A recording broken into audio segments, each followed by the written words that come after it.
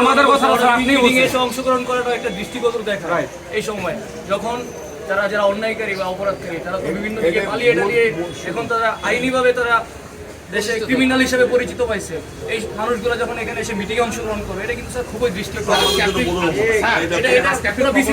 যারা আজকে মিটিংয়ে জয়েন করতে আসছে তারা অধিকাংশই ক্লাব কিংবা ওই এলাকায় নাই, তারা ছিল পলাতক। বিভিন্নভাবে খবর পাইছে যে তারা আজকে মিটিং আজকে এখানে জয়েন করতে আসছে।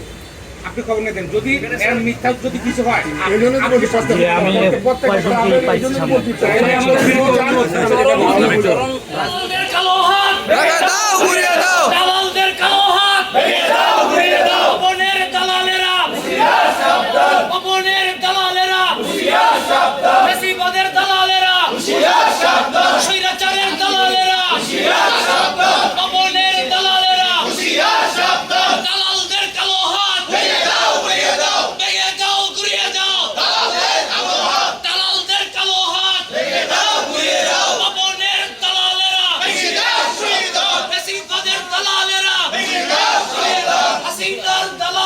হুঁশিয়ার সাবধান, হুঁশিয়ার সাবধান, খবরের দালালেরা, হুঁশিয়ার সাবধান, দালালদের কালো হাত ভেঙে দাও, ঘুরিয়ে দাও।